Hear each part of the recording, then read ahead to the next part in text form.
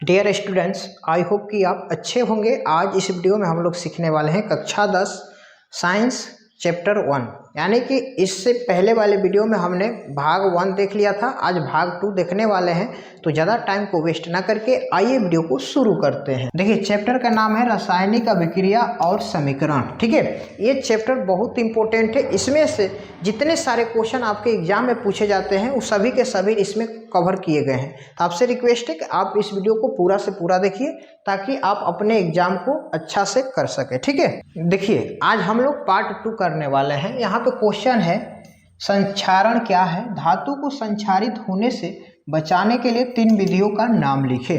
ठीक है, अब बात आ रहा है यहाँ पे संक्षारण क्या है। संक्षारण का मतलब होता है झड़ना, यानी कि किसी भी चीज को झड़ना, कोई चीज। ठीक है, धातु को संक्षारित होने से बचाने के लिए 3 विधियों का नाम भी लिखना है। ठीक है, तो संक्षारण किस में लगता है? हर एक धातु में लगता है संक्षारण। कैसे लगता है आइए हम लोग समझेंगे। खुली वायु या नम वायु जल के संपर्क में आती है तो इसकी सतह पर वायु धातु से अभिक्रिया कर एक पदार्थ बना लेता है जिससे धातु का क्षय होने लगता है। क्षय का मतलब होता है नष्ट, यानी कि क्षति होने लगता है। कौन सा? वो धातु। कब होता है? जब उसमें संक्षारण का प्रक्रिया शुरू हो जाता है। तो संक्षारण कैसे होता है? वायु और नमी के कारण क्या होता है? संक्षारण लगना शुरू हो जाता है। ठीक है ना, तो इसी परिघटना को हम क्या बोलते हैं? संक्षारण बोलते हैं। क्या बोलते हैं जी? संक्षारण बोलते हैं। आई होप कि समझ गए होंगे संक्षारण किसे कहते हैं। यानी कि जैसे में संक्षारण हो गया, मान लीजिए कोई लोहे के कोई भी वस्तु हो गया, उसमें संक्षारण लगता है यानी कि जंग लगता है, तो उसी को हम क्या बोलते हैं? संक्षारण बोलते हैं। यानी कि जंग लगता है तो वस्तु क्या होता है? हल्का होने लगता है, यानी कि कमजोर होने लगता है। क्या होने लगता है? कमजोर होने लगता है। अब देखिए, अब बोल रहा है कि यहाँ पे धातु को संक्षारित होने से बचाने के लिए 3 विधियां निम्न है। कौन कौन सी है? पहला है जस्तीकरण करके। क्या है? जस्तीकरण। अब यहाँ पे देखिए जस्तीकरण क्या होता है, तो जस्तीकरण के बारे में हम लोग समझेंगे। मान लीजिए कोई भी लोहे की वस्तु है, उसको हम क्या करेंगे? जस्ता से एकदम लेपित कर देंगे, यानी कि चारों तरफ जस्ता का लेप लगा देंगे, तो वहाँ पे क्या होगा? कभी भी उसमें जंग नहीं पकड़ेगा, यानी कि वो संक्षारण कभी भी नहीं होगा। और दूसरा पॉइंट होता है पेंट करके, यानी कि कोई भी लोहे की वस्तु है उसको हम क्या करेंगे? पेंट कर देते हैं, तो वहां से भी क्या होगा? वो संक्षारण होने की संभावना बिल्कुल खत्म हो जाती है। जब पेंट हो जाएगा तो उसमें जंग नहीं लगेगा। ठीक है ना। फिर तीसरा पॉइंट है तेल या ग्रीस लगाकर। जब भी कोई भी लोहे की वस्तु होता है तो उसमें हम क्या करते हैं?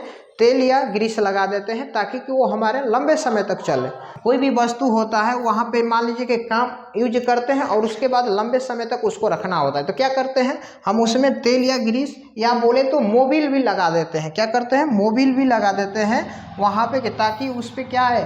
वहाँ पे कोई जंग का परत ना बैठे। ठीक है ना। यानी कि यहाँ पे ये संक्षारण था। संक्षारण का 3 तरीका है। संक्षारण से अगर आपको कोई भी वस्तु को क्षय होने से बचाना है तो आपको ये 3 चीजों को करना होगा। पहला जस्तीकरण, दूसरा पेंट और तीसरा तेल या ग्रीस लगाकर। ठीक है, नेक्स्ट क्वेश्चन की तरफ चलते हैं। अब देखिए, वायु में जलाने से पहले मैग्नीशियम रिबन को साफ क्यों किया जाता है? बहुत मस्ट इंपॉर्टेंट क्वेश्चन है। वायु में जलाने से पहले मैग्नीशियम रिबन को साफ क्यों किया जाता है? तो देखिए, वायु में जलाने से पहले मैग्नीशियम रिबन को रेगमाल से रगड़कर साफ कर देते हैं। ठीक है, वायु में जलाने से पहले क्या करते हैं? मैग्नीशियम जो रिबन होता है ना, उसको रेगमाल से रगड़कर क्या करते हैं? पहले साफ करते हैं, ताकि मैग्नीशियम ऑक्साइड और मैग्नीशियम कार्बोनेट की परत हट जाए। जो उस पर पहले से परत बैठी रहती है, मैग्नीशियम ऑक्साइड और मैग्नीशियम कार्बोनेट की जो परत होती है, तो उसको हम क्या करते हैं? रेगमाल से रगड़कर उसको साफ कर देते हैं। ठीक है, जो वायुमंडलीय ऑक्सीजन और CO से अभिक्रिया के फलस्वरूप रिबन पर बना था। यानी कि वो परत कैसे बना था? वायुमंडलीय ऑक्सीजन और CO से अभिक्रिया करके वहाँ पे क्या बना था? मैग्नीशियम ऑक्साइड और मैग्नीशियम कार्बोनेट की परत बना था। ठीक है ना। ऐसा करने पर मैग्नीशियम रिबन क्या होता है? आसानी से जलने लगता है। जब हम उसको अच्छा से साफ कर देंगे मैग्नीशियम रिबन को, तो क्या होगा?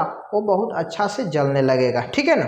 आई होप कि ये भी समझ में आ गया होगा। ठीक है, अब देखिए यहाँ पे 8 नंबर क्वेश्चन। जब लोहे की कील को कॉपर सल्फेट के विलयन में डुबोया जाता है तो विलयन का रंग क्यों बदल जाता है? ठीक है, जब लोहे की कील को कॉपर सल्फेट के विलयन में डुबाते हैं तो उसका विलयन का रंग जो होता है वो बदल जाता है। आखिर क्यों बदलता है, इसका क्या कारण है?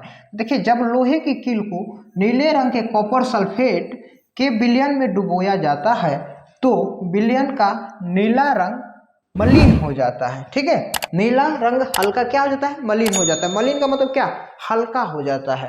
यानी कि जब हम लोहे की कील को नीले रंग के कॉपर सल्फेट के विलयन में डुबोया जाता है तो विलयन का नीला रंग क्या हो जाता है, हल्का मलिन हो जाता है, यानी कि मधेश हो जाता है।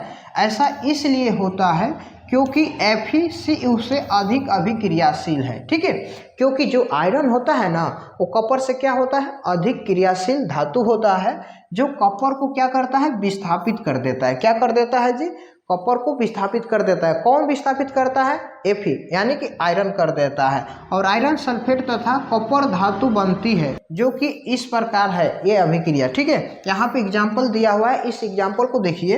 यहाँ पे Fe प्लस CuSO4 से अभिक्रिया कर रहा है तो क्या बन रहा है, FeSO4 प्लस Cu। अब यहाँ पे देखिए ब्रैकेट में यहाँ पर S दिया है, तो S का मतलब क्या होता है, S का मतलब होता है सॉलिड, सॉलिड का मतलब होता है ठोस।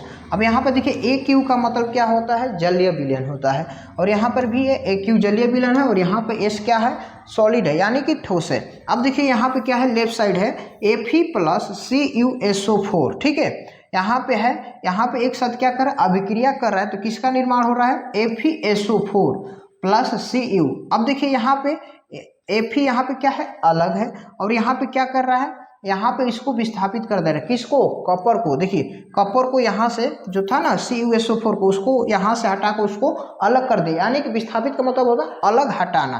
तो यहाँ पे इसके जगह पे SO4 को ले लिया और क्या किया, Cu को अलग दिशा में भेज दिया। ठीक है ना, तो यानी कि जो क्यों कर रहा है, क्योंकि आयरन जो होता है ना कॉपर से क्या होता है, अधिक क्रियाशील होता है, जिसके कारण इसको क्या करता है, अपने जगह से इसको विस्थापित कर देता है। ठीक है।